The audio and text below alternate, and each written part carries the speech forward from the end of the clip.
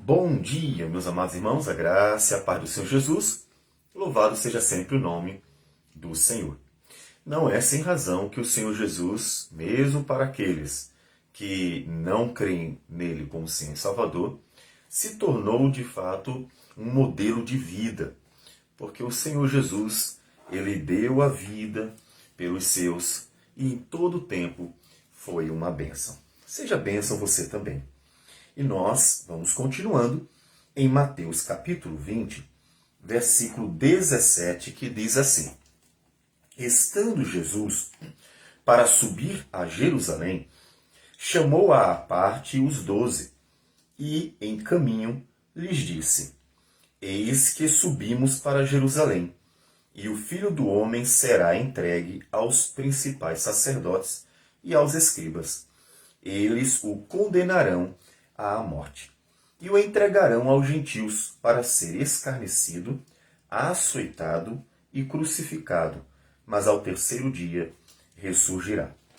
Devemos lembrar que vimos no capítulo 16 que o Senhor Jesus dividiu seu ministério em duas partes. A primeira parte é a revelação de quem ele era, de quem ele é. Ele é o Cristo, o Filho do Deus bendito. Então, uma vez que os discípulos entenderam, ele passou para a segunda parte. E a segunda parte era a obra que ele viera realizar. Essa já não foi facilmente compreendida. Eles não entenderam a obra do Senhor Jesus até depois da ressurreição. Ou seja, só quando Jesus ressuscita, aparece e explica, é que finalmente eles entenderam que o que aconteceu com ele havia sido profetizado e era necessário para a redenção do pecador.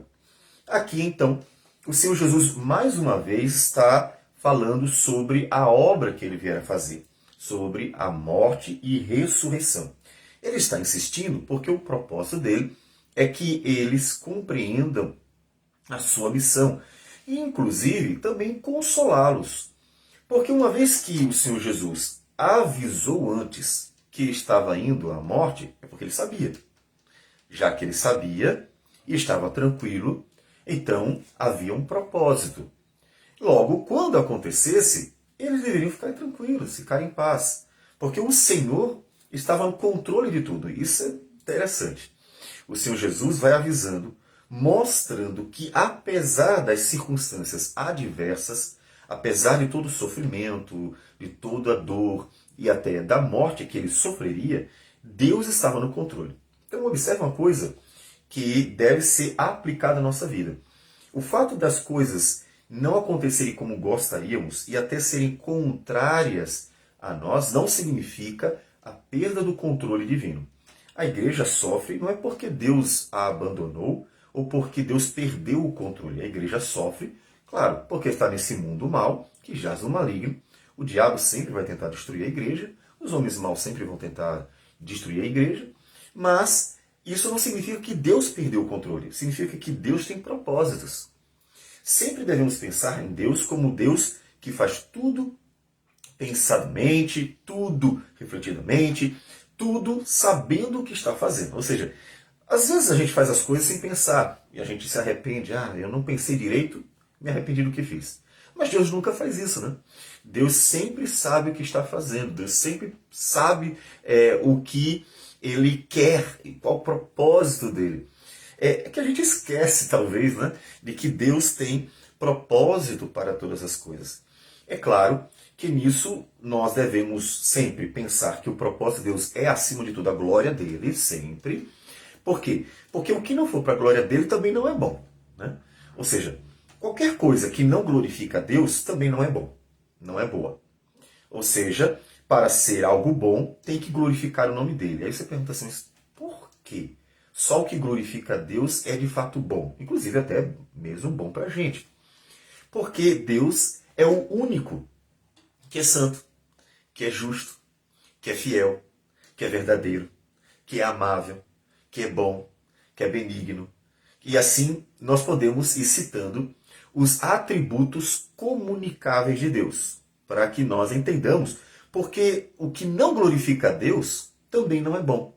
Porque o que não glorifica a Deus significa que não está em acordo com os seus atributos. significa que não exaltou os seus atributos, significa que não honrou quem ele é. Logo, não pode ser bom. Com certeza é uma coisa ruim. Com certeza não é uma coisa que agradou o Senhor. Então, tudo existe para a glória de Deus.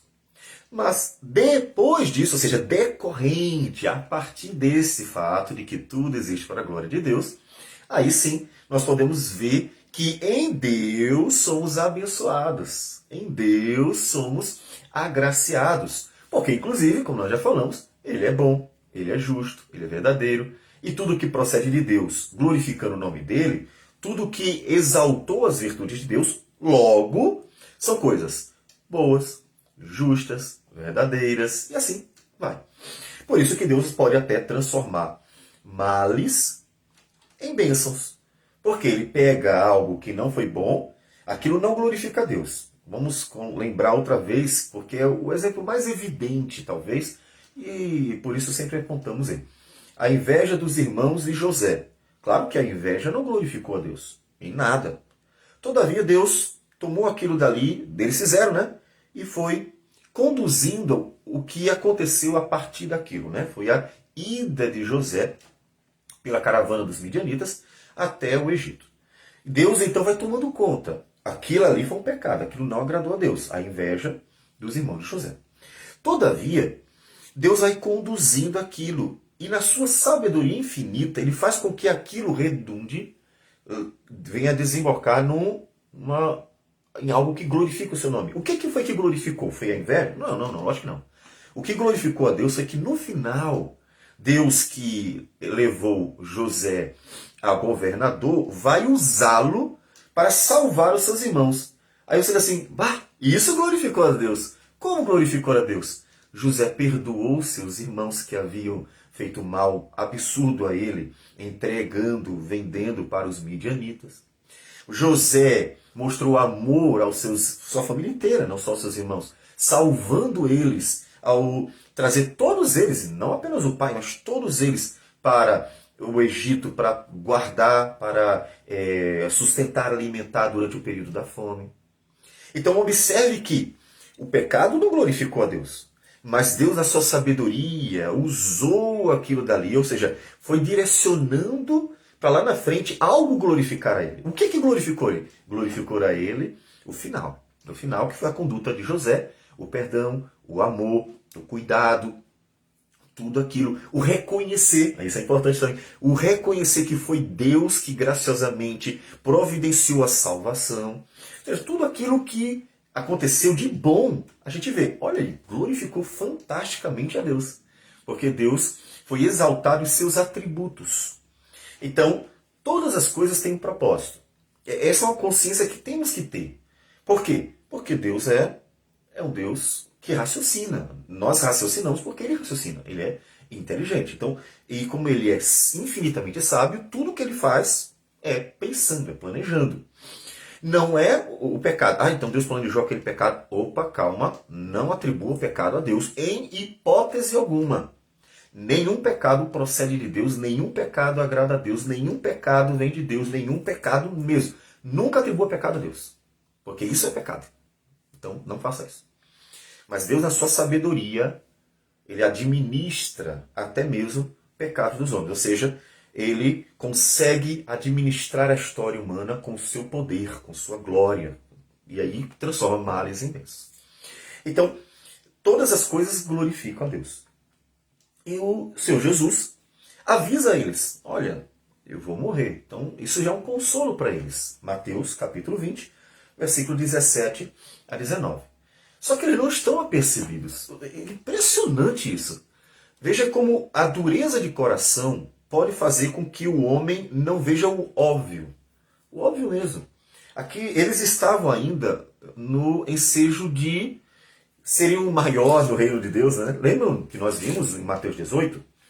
Em Mateus 18, eles chegam para Jesus e perguntam, porventura, qual é o maior no reino dos céus? Ou seja, eles estão ainda pensando na possibilidade de o Senhor Jesus assumir o trono, o Senhor Jesus dar a eles os privilégios, porque afinal ele era um rabino, mas aquele não era um colegiado qualquer, não era apenas um rabino qualquer com discípulos qualquer. quaisquer. O que isso havia entre todos os judeus ali, vários rabinos, vários discípulos. Eles entenderam que, opa, ali é o Messias, é o Cristo, é o prometido. Isso eles entenderam. Ou seja, entenderam quem ele era. Mas não havia entendido de jeito nenhum a obra. Que o que eles precisavam era muito mais do que uma restauração política, econômica de Israel. Muito mais do que a libertação do Império Romano. Eles precisavam ser libertos do pecado, da dureza de coração, da maldade, de tudo aquilo que fazia deles escravos, de fato, do pecado. Eles precisavam ser libertos. E eles não estavam entendendo. Então, o Senhor Jesus, que fala da sua morte e ressurreição, logo em seguida é abordado pela mãe de dois deles. Observe, Mateus 20, versículo 20. Então se chegou a ele a mulher de Zebedeu com seus filhos, e, adorando-o, pediu-lhe um favor. Ou seja, observe, ali está a mãe, Tiago e João, dois discípulos. E a mãe vai pedir um favor. Não dá para saber se foi uma iniciativa da mãe, foi uma iniciativa dos filhos. O que aconteceu para chegar nesse ponto? Não vamos arriscar alguma coisa que não sabemos. Mas o fato é que todos eles estão envolvidos na questão. Ela humildemente se prostra perante o Senhor, então ela reconhece, né, quem ele é. Mas pede um favor, e o favor é o seguinte. Perguntou-lhe ele, que queres? Ela respondeu, manda que no teu reino, então, tu és o Messias, tu és o Filho de Deus, você vai reinar. Ela reconhece quem ele é. Ela sabe. Então, no teu reino, estes meus dois filhos, o quem? O Tiago e o João, que são os filhos de Zebedeu, discípulos do Senhor Jesus, inclusive até talvez, né, pensando na possibilidade de dizer, olha, o Senhor Jesus nos prestigiou, porque tem coisas que só eu, João e Pedro, né, poderíamos pensar eles ali, testemunhamos. Só nós testemunhamos a transfiguração. Nós fomos separados algumas vezes para ver algo que os outros não viram. Então, fomos prestigiar. Só que aí Pedro, né? E Pedro era o mais velho, né? Provavelmente, né? Como já vimos isso. Então, ela se achega e pede que esses dois meus filhos se assentem, um à tua direita e outro à tua esquerda. Então, vamos pensar aqui o trono no meio. E aí vamos ter 6 tronos menores de um lado, 6 tronos menores do outro. Né? Então, são os discípulos, são as pessoas mais achegadas, são as pessoas mais próximas, né? Então, eles assim, o privilégio é, olha, os mais próximos indicariam os mais honrados. Essa seria a ideia. Quem está mais próximo do rei, mais honrado é. Então, é um lugar de destaque. Um lugar de destaque. E é isso que ela quer. Observe que o pedido da mãe de Tiago e João está em pleno acordo com aquilo que aconteceu antes, como nós já falamos. Quando no capítulo 18 diz, versículo 1, naquela hora aproximaram-se de Jesus os discípulos, perguntando, quem é, porventura, o maior no reino dos céus? Olha, o interesse deles é exatamente esse. Por isso a gente pode arriscar, mas não afirmar com certeza, que isso também pode ter sido uma iniciativa dos próprios irmãos, o Tiago e o João, chegar para a mãe, né, talvez, porque eles já tentaram uma vez. Já uma vez tentaram sondar Jesus. Jesus, quem é que vai ficar mais pertinho do Senhor? Quem é que vai ficar mais próximo do lado e do outro do Senhor? Quem? Então eles já tiveram esse interesse. Esse é o pedido da mãe de Tiago e de João. Observe, Jesus acabou de falar de morte. Eles não estão atentos. Jesus disse, eis que subimos para Jerusalém, e o Filho do Homem será entregue.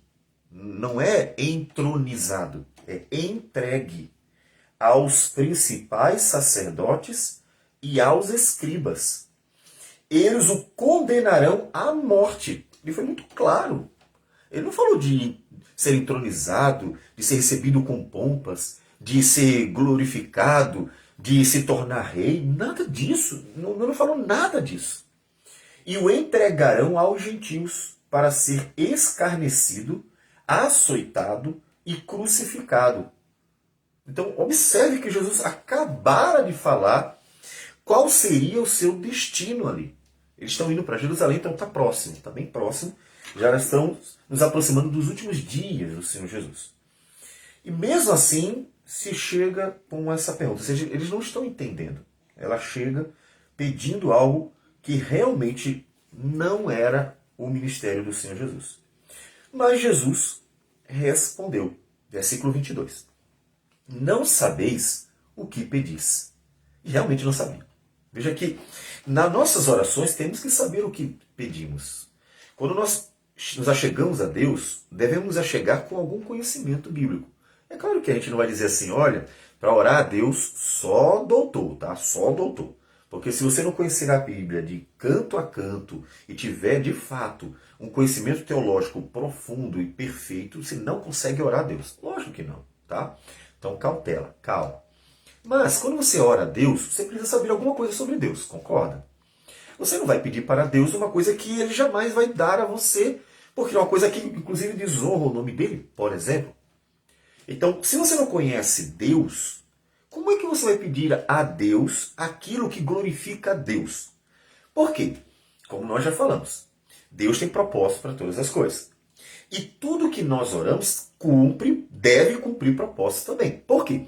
Porque a nossa oração deve exatamente glorificar a Deus. Eu lembro que nós falamos no início? Aquilo que glorifica a Deus é necessariamente bom. E aquilo que não glorifica a Deus é necessariamente mal. Por quê? Porque Deus é perfeito em todos os seus atributos. Ele é amor, virtudes todas, né? Justiça, verdade, fidelidade, bondade, graça, misericórdia e assim vai. Lembre disso. Então, o que glorifica a Deus é bom, o que não glorifica a Deus é mal. Por quê? Já que todas as virtudes estão perfeitamente em harmonia, plenamente, profundamente nele, então qualquer coisa que não alcança as virtudes de Deus, então só pode ser algo contrário às virtudes de Deus. Logo é mal. Então a nossa oração, ela tem que agradar a Deus, ou seja, tem que estar em acordo com quem Ele é. Deus é santo, nossas orações têm que ser santas. Deus é bom, nossa oração tem que ser boa. Você não vai pedir um mal a alguém, destrói as pessoas, mata as pessoas, aquela coisa bem... eu sei que há orações imprecatórias, mas até essas orações imprecatórias eram orações que glorificavam a justiça divina. Não uma questão de ódio, maldade, perversidade. Ah, Senhor, eu estou planejando mal contra alguém, eu estou planejando derrubar alguém, eu estou planejando alguma coisa lá no trabalho. Ó, lá no trabalho tem uma pessoa que eu não gosto e eu quero derrubar aquela pessoa. Então, Senhor, vai, faz o mal àquela pessoa. Cara, claro que Deus não vai de jeito nenhum ouvir uma oração dessa. Por quê? Porque isso fere a santidade de Deus, fere o amor, fere a bondade, fere a graça, a misericórdia, a justiça. Porque isso é injusto. Né? Por quê? Então, qualquer oração que fira os atributos de Deus, as virtudes de Deus, ela é má. Logo, para você orar, você pelo menos tem que conhecer a Deus. Conheça, vai começando, né? Você não deve conhecer o mínimo, você deve procurar conhecer tanto quanto possível. Então você que se achega a Deus, humildemente, inclusive humildemente. Por exemplo, há pessoas que determinam, né? Eu determino que aconteça isso e tal. Não conhecem Deus. Porque não conseguem nem sequer se aperceber que estão diante de um Senhor da glória, Deus de todas as coisas. E que exige humildade. Né?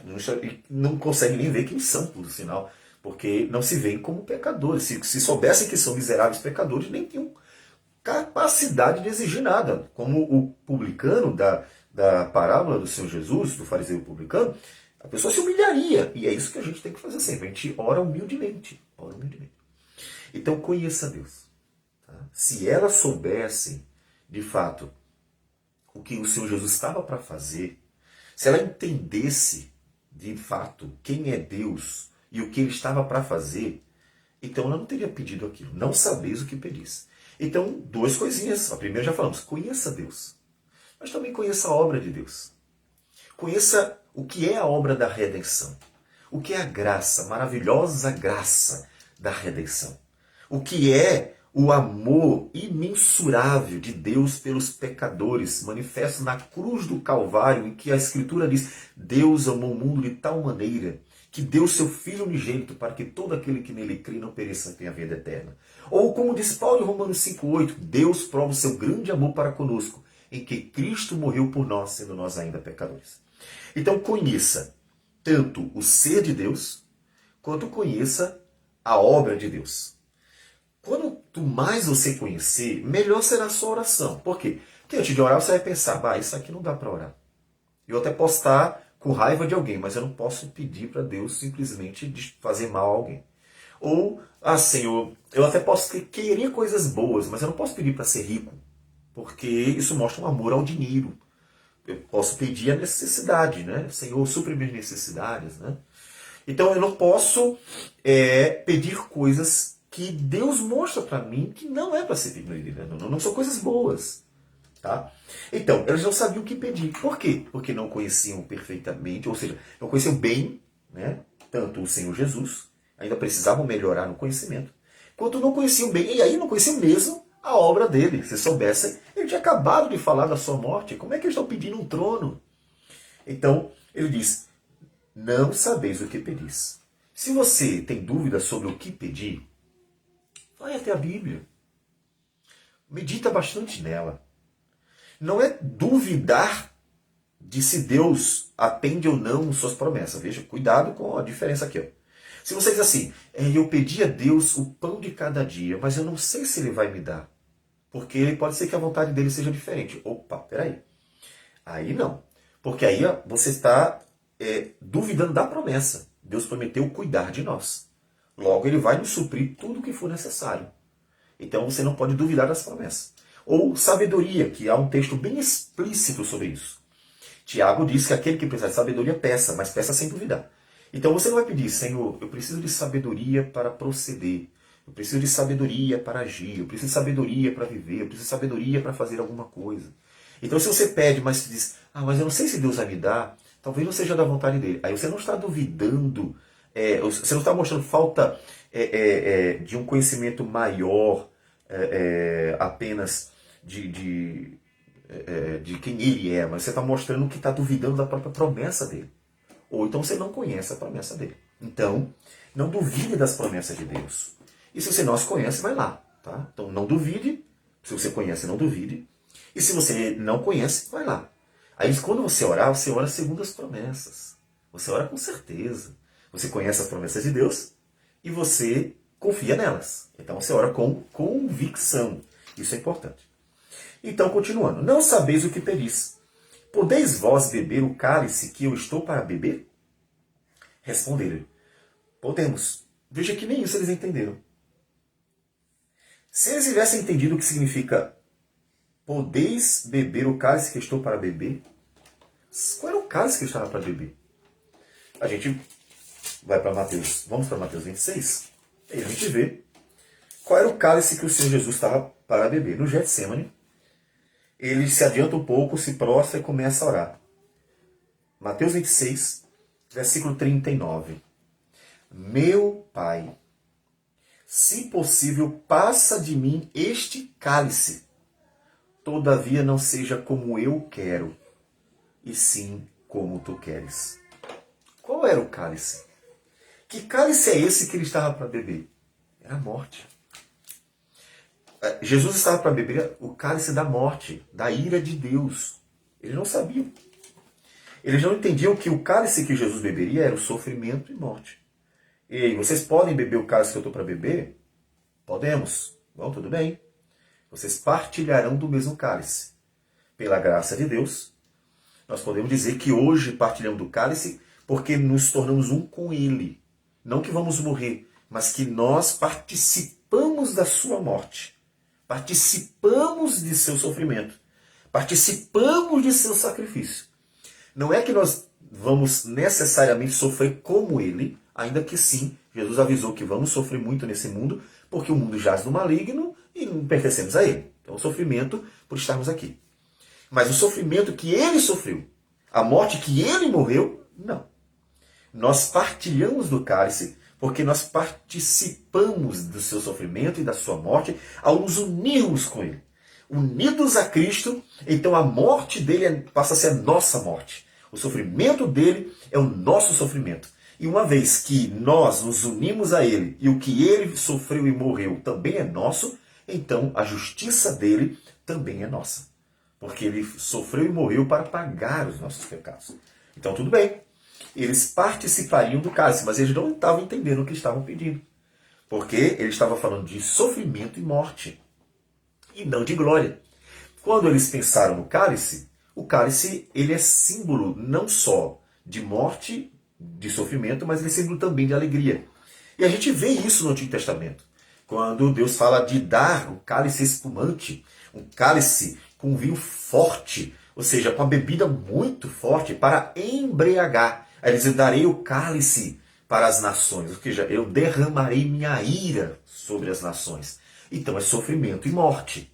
Então o cálice ele tem esse sentido quando se trata de uma bebida forte que tem o propósito de embriagar. Mas em outros momentos, o cálice, e eles conheciam essa outra parte também, o cálice é um símbolo de alegria.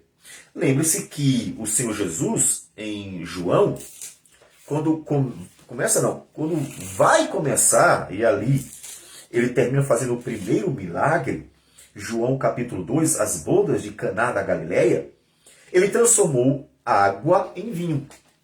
E para eles o vinho normal, né, bebido numa festa, é símbolo de alegria. Na verdade, as nações em geral têm o vinho como símbolo de alegria. Não só os judeus, não. Então, é beber para festejar. Ali, pense numa festa social, né? Uma coisa saudável, tá? Não pense naquilo que a gente vê, às vezes, no Brasil. Então, pense numa festa em que as pessoas estão se alegrando. Elas estão comendo e bebendo, se alegrando. Uma coisa saudável, uma coisa que realmente é boa.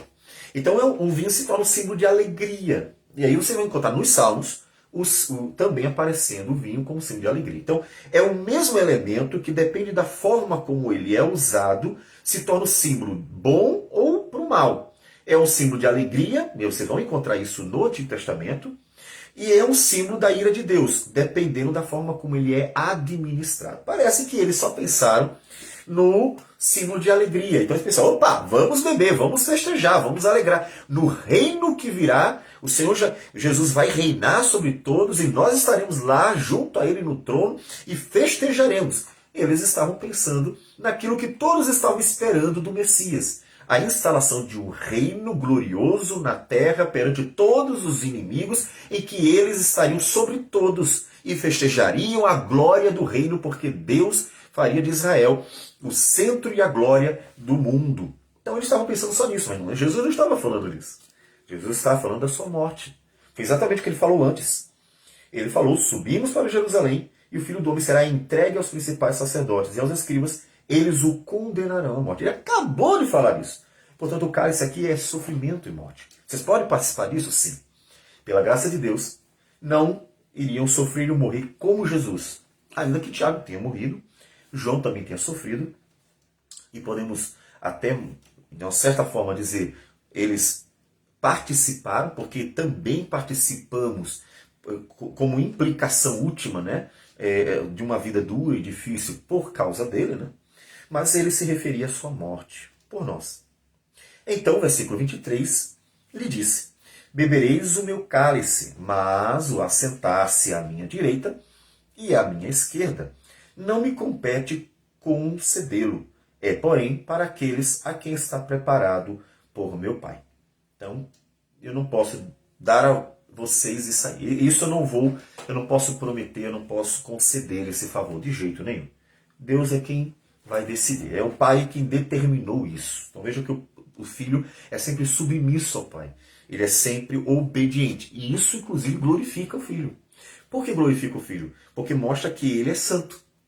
Todo filho tem que obedecer ao seu pai. E ele obedece em tudo. Então ele é santo. Ele não peca. Ele nunca desonra. Ele nunca desobedece. Ele nunca passa por cima. Ele é perfeito. Ele sempre honra ao Pai.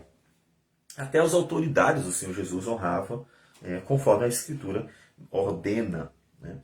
Então, versículo 24, ora, ouvindo isto, os 10 indignaram-se contra os dois irmãos. Observe que não se indignaram contra a mãe, eles se indignaram contra os irmãos. Por isso, de alguma forma, eles tinham interesse naquilo, eles estavam envolvidos com aquilo. A gente não sabe a dimensão, né, de como foi aquela negociação entre eles e a mãe, mas eles estavam, porque eles se indignaram contra eles, e não contra a mãe. Eles poderiam ter dito assim, olha, eu não tenho nada a ver. Você sabe como é mãe, né? Mãe quer o melhor para os seus filhos. Então, o problema é dela aí, ó. Briga com ela aí, não tenho nada a ver com o que ela pediu, não. Não acontece isso. Muito pelo contrário. Eles são acusados pelos outros de quererem uma coisa, né, que não deveriam, inclusive de quererem ser melhor que os outros. Como eu disse, no capítulo 18 eles haviam perguntado, todos eles, né, quem é o maior? Só que agora eles tomam a iniciativa. Eles olha, vamos garantir que a gente seja o maior.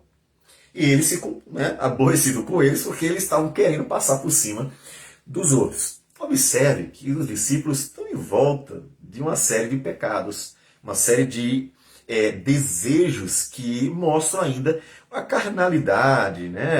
A vida de homens, a mentalidade de homens que não entenderam, né, a dimensão da obra redentora. Então, eles ainda estão com essa mentalidade muito infantil no que diz respeito à compreensão do reino e, portanto, bastante carnal, bastante mundana ainda, né? Eles ainda precisavam entender o Evangelho. Então, versículo 25, Jesus, chamando-os, disse, sabeis que os governadores dos povos os dominam e que os maiorais exercem autoridade sobre eles. Então, Jesus pega a realidade. Olha, você sabe como é que é no mundo. O mundo é assim. Quem governa, manda no quem é governado. Quem tem autoridade quer dominar sobre os que estão debaixo de sua autoridade. Isso é o normal, isso é o mundo. O mundo é assim. Por que pessoas brigam pelo poder? Em todas as esferas da sociedade. Pode ser um departamento no trabalho, a igreja, o governo de uma cidade, o estado, o país, qualquer um. As pessoas anseiam aquilo porque elas querem exercer autoridade sobre as outras. Essa é a ambição do coração humano. O ser humano, ele deseja o poder. Inclusive, eu diria que o maior desejo do homem não é a riqueza, é o poder. A riqueza proporciona o poder. Por isso que você vai encontrar que até nas brigas políticas há muita questão financeira. Não é porque eles necessariamente querem, eu estava fazendo de tudo para conseguir dinheiro porque eu quero comprar um carro melhor. Muitas vezes não é. Tem sim, tem de fato falcatruas para enriquecer o seu patrimônio a fim de desfrutá-lo. Mas muito do que se busca de riquezas é para alcançar um outro desejo mais forte, que é o poder. O poder é o maior desejo do homem. O homem deseja mandar. E você vê que tem uma relação lá atrás com o pecado de Adão. Vamos considerar que Ezequiel, Isaías, naqueles textos que falam da suposta queda de Satanás, que a gente não sabe, mas vamos considerar como de fato sendo uma indicação de tal, como uma tipologia, usando a figura dos reis para apontar para a queda de Satanás. Vamos considerar, porque é uma possibilidade, tendo em vista o caráter tipológico, né, figurativo, dos textos do Antigo Testamento. E ali a gente vê que, então, desse jeito seria a ambição do homem, tanto está em acordo com a queda de Satanás, que quis ser igual a Deus, considerando a tipologia, possível tipologia do texto, quanto a queda de Adão e Eva. Porque Satanás chegou para Adão e Eva, ou para Eva, né, primeiro, e disse assim, na verdade, vocês serão como Deus se vocês comerem desse fruto. Vocês serão iguais a Ele. O que é isso? Querer ser igual a Deus? É ambição. É poder. É querer poder como só Deus tem. Então, o desejo, a ambição, o desejo humano pelo poder é o pecado mais assim, forte, eu diria. Né? Tá lá no início, né? E segue a história humana inteira. Então, o homem quer poder, o homem deseja o poder. Então, essa é uma ambição. Por quê? Por causa que ele ama mais a si mesmo do que a Deus. Então, ele quer ser igual a Deus. Ele quer a glória de Deus. Ele quer poder mandar em tudo, né? E você vai ver que é assim que os reis, os governantes em geral, terminam brigando por isso na história humana. E até mesmo você vai ver essa retratação, essa característica nos personagens fictícios, né?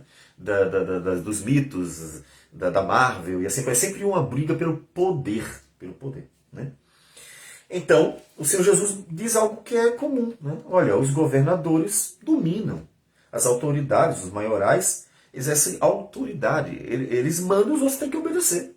Olha, eu estou mandando, você tem que obedecer. Às vezes não está nem aí para quem é e o que está pedindo, né? Então, é assim que é o normal. O pecado da ambição se mostra no exercício, né, da autoridade indevida. Né? Não é assim entre vós. Eles são, mas não é assim no meu reino. O meu reino é diferente. No meu reino, vocês não vão buscar o poder. No meu reino, vocês não vão ficar mandando nos outros. Tem que me obedecer porque eu mando e você obedece.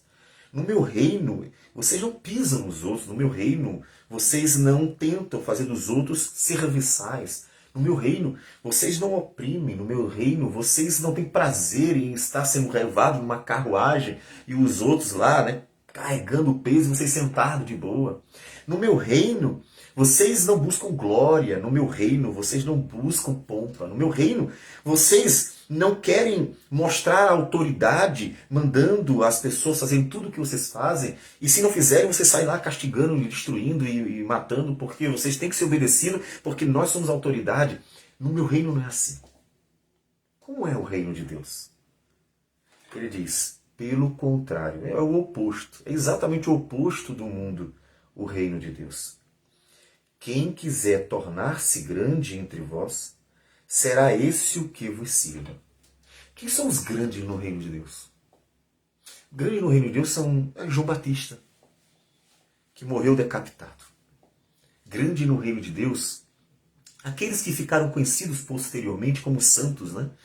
Porque foram homens de Deus, mulheres de Deus, que deram um testemunho de vida, pagando até com a própria morte. Que se humilharam, que não desistiram, perseveraram, que serviram. No reino de Deus, esses são os maiores. Então no reino de Deus é o oposto. Aquele que quiser ser grande, será esse o que vos sirva. E quem quiser ser o primeiro entre vós, será vosso servo. Tal, e aí ele diz, eu vou dar um exemplo. O reino de Deus é um reino de servos. Servos que têm prazer em servir. Que têm prazer de dar mais do que receber. Atos 20:35, diz Paulo que foi uma palavra de Jesus. Que tem prazer em abençoar. Que tem prazer em cuidar. Que tem prazer em ver que as pessoas venham a ser felizes, honradas, que elas cresçam. Esse é o grande no reino de Deus. E aí ele dizia, eu vou dar um exemplo. Tal como o Filho do Homem, que é obviamente o Senhor Jesus, que não veio para ser servido. Vocês disseram que eu sou o Messias, que eu sou o Cristo, o Filho de Davi, o herdeiro do trono. Vocês disseram tudo isso, e é verdade. Mas eu vim para servir, não vim para ser servido. Em algum momento vocês me viram exercendo a autoridade igual aos governantes? Oprimindo, maltratando, mandando e exigindo obediência dependente de qualquer situação, oprimindo. Alguma vez vocês viram isso? Não. Por quê? Porque ele veio para servir, não para ser servido.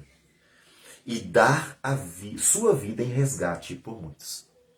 Então o Senhor Jesus, que é o Rei, ele vai mostrar que o reino de Deus é feito de servos.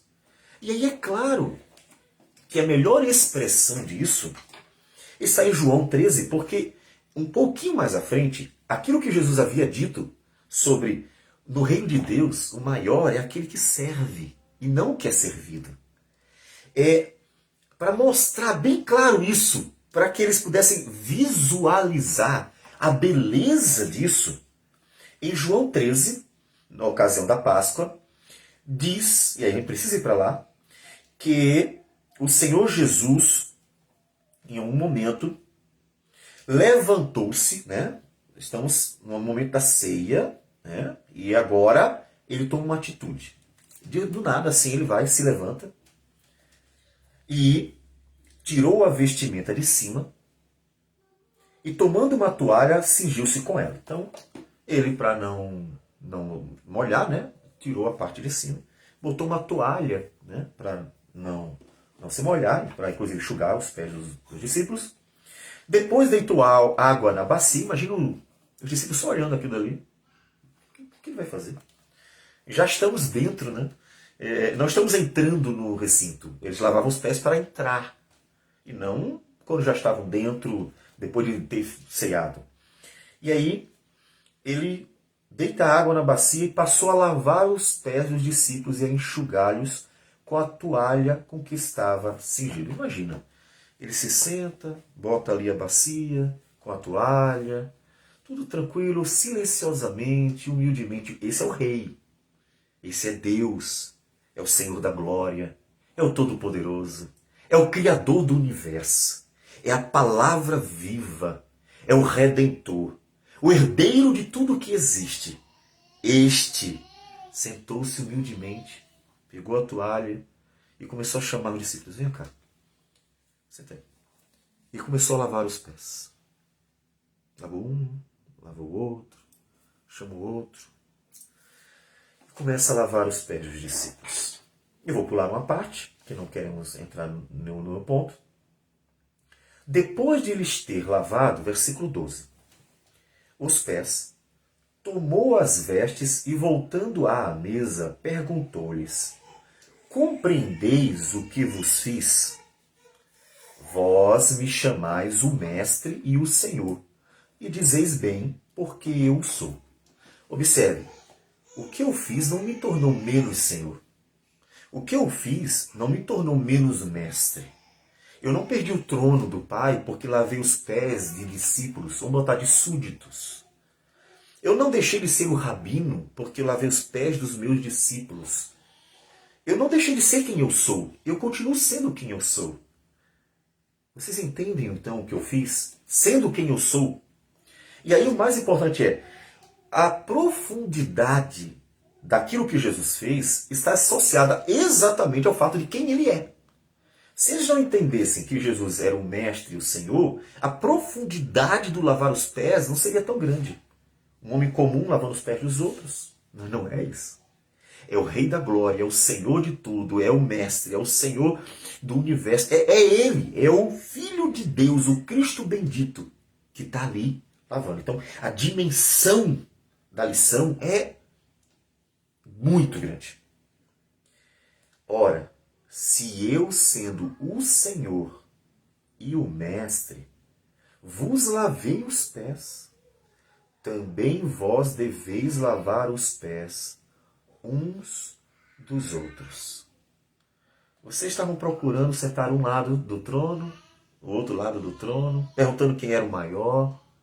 Olha, eu sou o Senhor e o Mestre. E eu lavei os pés de vocês. Então, o que vocês acham que deveriam fazer?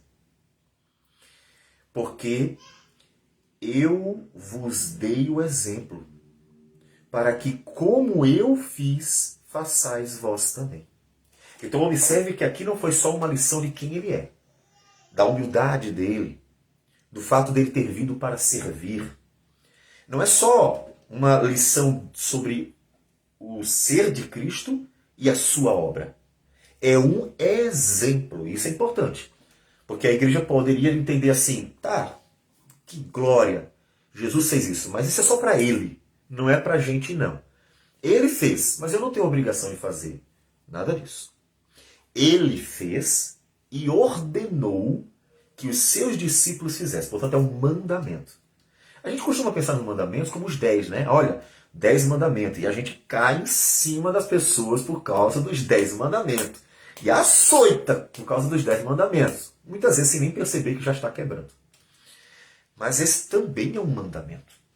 Isso também é uma ordenança. De mesmo peso. Porque todas as palavras de Deus ordenadas são igualmente mandamentos. todas as palavras de Deus mandadas são igualmente mandamentos. Nenhum deles é maior do que o outro, e um pode ser obedecido ou deve e outro não. Não.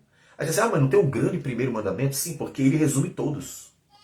Amarás o Senhor teu Deus de todo o teu coração, de toda a tua alma, toda a tua força, é maior não porque você pode obedecer só ele e os outros não. É porque se você obedecer ele, com certeza você vai obedecer todos. É por isso que ele é maior. Amar o próximo como a si mesmo é o segundo grande mandamento, não é porque você pode substituir os outros por ele. É porque ele é o resumo de todos. Se você amar, você vai cumprir todos os outros. Inclusive, este daqui já demonstra isso. Se você está amando, você está disposto a servir, a lavar os pés, naturalmente. Né? Então, observe que isso é um mandamento, é uma ordenança. E foi dada a apóstolos. Apóstolos que são únicos, tá? Não existe mais apóstolo, né? Porque tinha que ser pessoas que andaram com Jesus, foram testemunhas da ressurreição do Senhor Jesus, foram chamados pelo Senhor Jesus. Então, 3 critérios fundamentais. Então, não existe mais apóstolo. E estes apóstolos seriam responsáveis por colocar o fundamento da igreja, que é o Evangelho, que é Cristo. Né? Então, se imagina, se eles que eram os principais, porque eles seriam os responsáveis pela fundação da igreja, que é colocar o Evangelho, a pedra fundamental é Cristo. Eles teriam que colocá-la para que a igreja fosse erguida sobre essa pedra fundamental que é Cristo. E eles seriam a base no que diz respeito à liderança, né? Porque eles tinham essa responsabilidade que nenhum outro, né, tinha de forma semelhante. Então, se eles deveriam obedecer lavando os pés uns dos outros, alguém na igreja é melhor que poder dizer, não, isso não se aplica a mim. De forma alguma. Então, nós somos ordenados por ele a fazer isso. Em verdade vos digo, que o servo não é maior do que o seu senhor. Ou seja, eles não eram maiores do que Jesus. Nem nós somos maiores que Jesus. Nem o enviado maior do que aquele que o enviou. Eles estavam sendo enviados por Jesus, portanto, Jesus era maior do que eles. Ora, se sabeis estas coisas, bem-aventurados sois se a praticardes. Então, observe que é um mandamento, eles deveriam colocar em prática, e obviamente a igreja entendeu desde o princípio. Paulo, inclusive, ensina em Filipenses capítulo 2, tendes o mesmo sentimento que houve em Cristo, que se humilhou, aí fala que se humilhou até a morte, né, no final. Então, ou seja, eles entenderam que aquilo era uma ordenança para toda a igreja do Senhor Jesus. Portanto, o Senhor quer de nós isso. Você entendeu a obra? Entendeu o reino? O reino de Deus, a beleza do reino de Deus, está nisso. Está esse reino que revela a glória de Deus, porque revela todos os atributos de Deus, revela as virtudes todas de Deus, ou seja, a santidade, o amor, a bondade, a justiça, a verdade, e assim vai. Então, a glória do reino de Deus está nisso. Então, nós mostramos ao mundo a beleza do reino de Deus exatamente em estarmos andando com Ele, glorificando quem Ele é. E é isso que nós devemos desejar. Viver para a glória dele. Não queira ser maior, não ambicione poder, não oprima ninguém, não maltrate, não queira ser servido, tenha prazer em servir. E assim, viva pedindo a Deus todos os dias, sua oração principal, Senhor, dá-me graça para viver o fruto do Espírito. Dá-me graça para ser bênção, para manifestar ao mundo a beleza de teu reino. Porque o fruto do Espírito, como diz Gálatas 5:22, mas o fruto do Espírito é amor, alegria, paz, longanimidade, benignidade, bondade, fidelidade, mansidão, domínio próprio. Então, este é o fruto do Espírito. Se vivemos no Espírito, andemos também no Espírito. Não nos deixemos possuir de vanglória, provocando uns aos outros. tendo inveja uns dos outros. Antes, fazer o quê? Amar uns aos outros. Então, essa é a beleza do reino de Deus. E é isso que devemos desejar. Porque maior no reino de Deus são exatamente aqueles servos humildes que andam humildemente com o Senhor, glorificando a Deus no prazer de simplesmente servir a Deus e ao mundo. Vamos orar ao Senhor. Senhor Deus amado, bendito o teu nome. Obrigado por tudo. Obrigado por tua palavra, ela é tua. E o teu Espírito aplica ao coração de todos aqueles que puderem ouvi-la. Que o Senhor possa levá-la, Senhor Deus, o mais longe possível e alcançar o maior número possível de pessoas segundo tua vontade, Senhor. Para que a tua palavra, que é o teu poder para a salvação, venha pelo poder do Espírito transformar corações. É o que nós te pedimos. Em nome do Senhor Jesus. Amém, Senhor. Que Deus abençoe a todos e tenha um bom dia.